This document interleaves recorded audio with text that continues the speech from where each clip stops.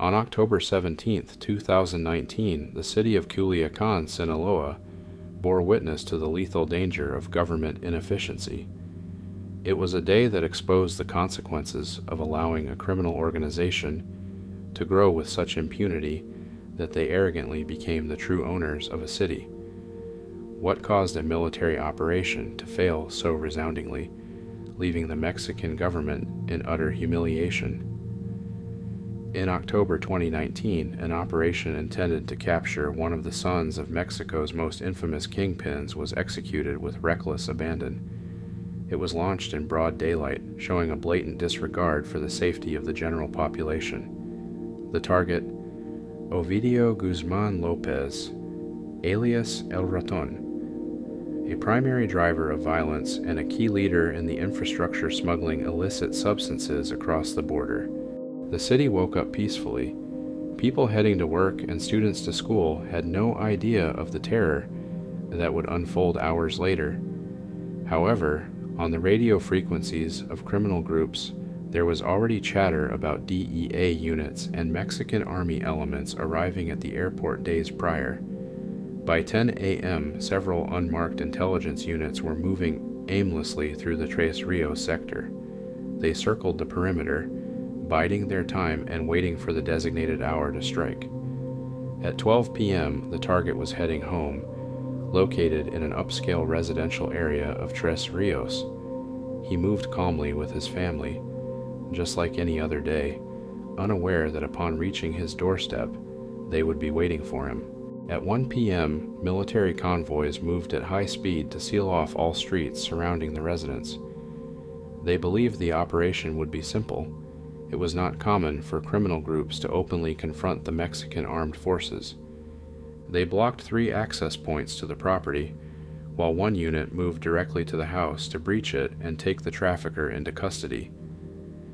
At that moment, criminal cells belonging to the Los Menores received orders to distract the military by provoking shootouts in the vicinity. As this was happening, reports began to trickle in of public buses being hijacked and used to block the bridges connecting the city. By 2 p.m., public panic grew as fast as the messages spreading across social media. People reported being forced off buses at gunpoint by men with long rifles. More messages arrived from civilians trapped in the crossfire within the Tres Rios sector. The violence spread throughout the entire city. Shootouts were no longer confined to the residents. They erupted in various neighborhoods. Armed groups stole transit buses, cargo trucks, and private vehicles, setting them on fire to block 19 strategic points. Culiacán was left without a single exit or entrance. At military checkpoints on the outskirts of the city, armed groups, vastly outnumbering the soldiers, arrived and shook hands with the authorities in a display of dominance. They held the soldiers captive and seized several army units to reach the city center, where the action was concentrated.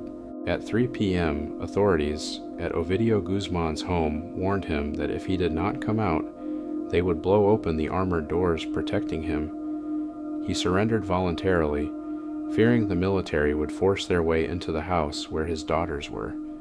The commander in charge ordered him to call his people and tell them to stop the terror they were causing. He was told to tell them he had already surrendered.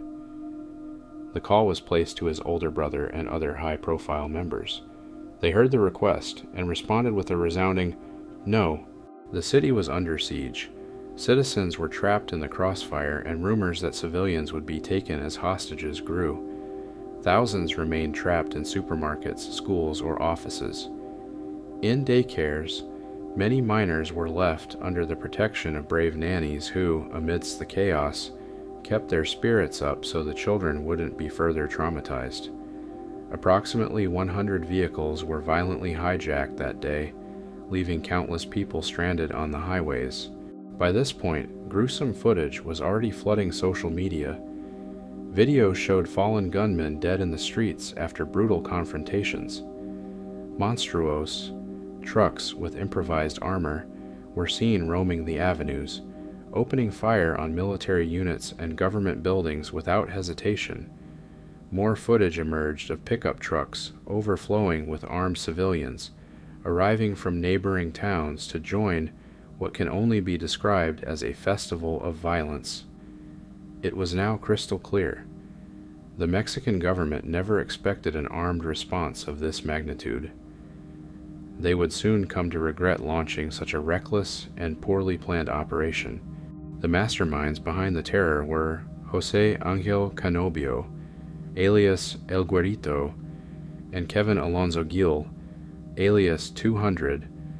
Through radio frequencies, they acted as architects of destruction, directing which streets to block and which zones to strike. They were the ones pulling the strings of a city under siege. But who were these two men barking orders over the radio? El Guerrito isn't just another lieutenant. Along with his brother, he is considered one of the most brilliant and cold-blooded tactical minds within the Chapitos. He specializes in high-level logistics and is whispered to be a primary link to international suppliers. Canabio name is synonymous with a low-profile but high-impact shadow power. On the other side of the radio was Kevin, alias 200, a man obsessed with military-grade communication and urban surveillance. He had turned Culiacán into a digital fortress with eyes on every street corner. On that day, the 200 didn't just fight, he orchestrated the city's geography, turning public avenues into death traps and knowing exactly where the military was before they even arrived. Together, they formed the perfect storm. El Guerrito was personally in charge of the negotiations to free Ovidio Guzman. Initially, he offered a 3 million peso bribe to the commanding officer. When the officer refused, the cartel's tactics shifted from bribery to psychological warfare. Seeing that the government would not yield, they escalated to unthinkable threats. They hijacked a gas tanker and positioned it near the military housing complex where the families of soldiers lived. The ultimatum was clear: release El Raton, or they would detonate the tanker, wiping out innocent women and children. Radio recordings also captured the chilling moment they threatened to execute one soldier every hour if the government remained defiant. To a foreign audience, this sounds like fiction, but in Mexico, reality often surpasses the darkest imagination. By 4 p.m., the city fell into total anarchy.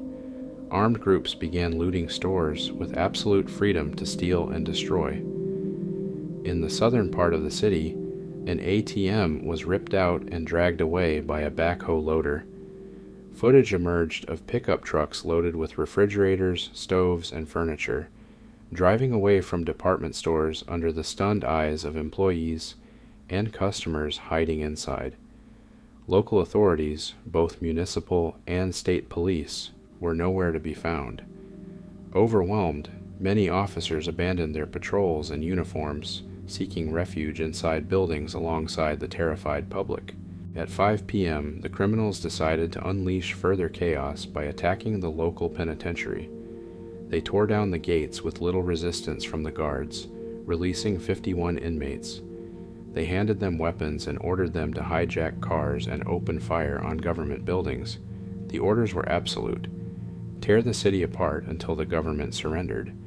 They warned that if their demands weren't met, the same terror would spread to the states of Durango, Chihuahua, and Sonora, proving the cartel's reach extended far beyond of Sinaloa. That day, many cartel soldiers earned their status and rose through the ranks. One was La Paris 27, who transitioned from a simple gunman to a commander after video showed him fearlessly engaging the military. Another group that gained notoriety was Los Ranas, whose videos went viral as they fired .50 caliber rifles at Mexican Air Force planes. However, the figure who gained the most prestige, and the one publicly credited with the chaos, was Nestor Isidro alias Nini, the Culiacán plaza boss. His voice was heard over the radio, inciting terror and emboldening those fighting the military. For them, it was a crushing victory. They declared themselves the most powerful cartel in the country, one no authority could challenge. This sense of invincibility would only grow in the following years. immortalized in countless corridos celebrating the exploits of that day. As night fell, the gunfire began to fade, and a haunting silence took over the terrified streets. The negotiations had succeeded. Days later, the President of Mexico admitted in a press conference that he personally gave the order to cancel the operation to avoid a massacre. Ovidio was discreetly handed over to a cartel unit. In the days that followed, Culiacán became a ghost town. Authorities focused on removing charred trucks and repairing damaged buildings. Shops remained closed for nearly a week, and schools did not resume classes for several days. Officially, the death toll was 8. On the streets, rumors spoke of more than 30 fallen gunmen. While the international press covered the event, the citizens of Culiacán were forced to adapt to a new reality, one where the Mexican government admitted that the criminals were the true owners of the city. That fateful day, when terror took the streets, will remain etched in the memory of its inhabitants forever.